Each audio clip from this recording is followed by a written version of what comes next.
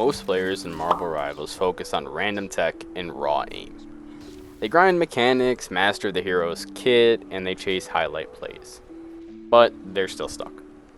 Meanwhile, pro players climb effortlessly first-timing characters.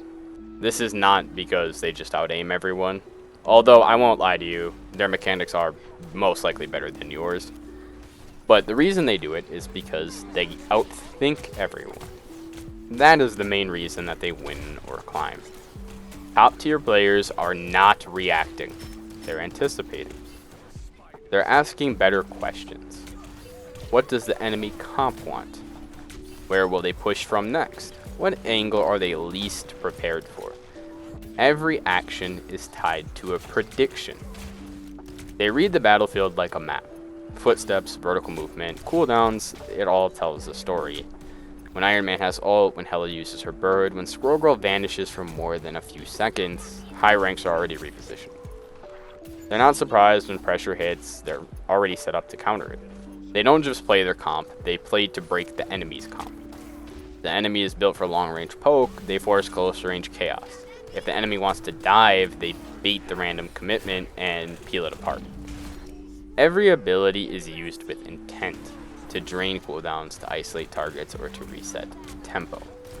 Now, what I just described is a little bit of an oversimplification. If you watch my previous videos, if the enemy wants to dive, they might take the space the dive wants to set up in. But regardless of how they are picking apart these enemy team comps, it is always predictive. They don't wait until the team comp does something and then respond. Where lower ranked players chase kills, higher ranked players control space.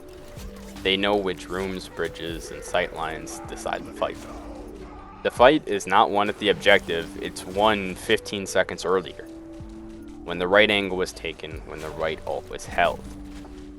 Emotion doesn't guide decision making, probability does.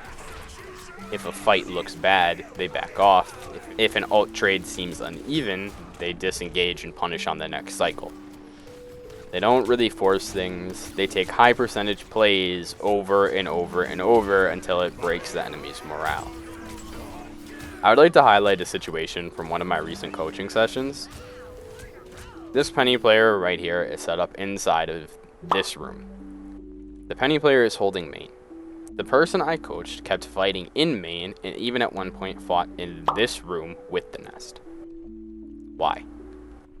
What I am about to explain applies to every single map, every time you play versus a Penny. In this specific situation, walk over here.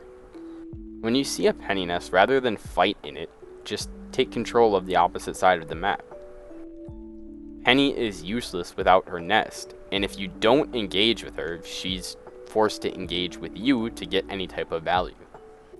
You don't need to focus on destroying the nest. Now, if you can destroy the nest, you could, but why force it? A lot of people end up emotional when they're losing to Penny and you hear them screaming, "Can anyone destroy the nest?" when that doesn't even need to happen. This brings me to another point. A lot of people don't care about how they played when they win. Pro players are the complete opposite. Even when they win, they reflect. A clean fight still gets reviewed. A win is just a result. The process still matters. Was a cooldown wasted? Was a flank predictable? Could that fight have been won with fewer resources? That's why top players improve faster. They don't wait for failure to learn.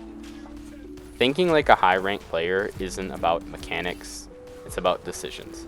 It's about asking the right questions faster than the enemy can act. Most people really struggle to ask the right questions. Once that shift happens from reaction to intention, everything changes.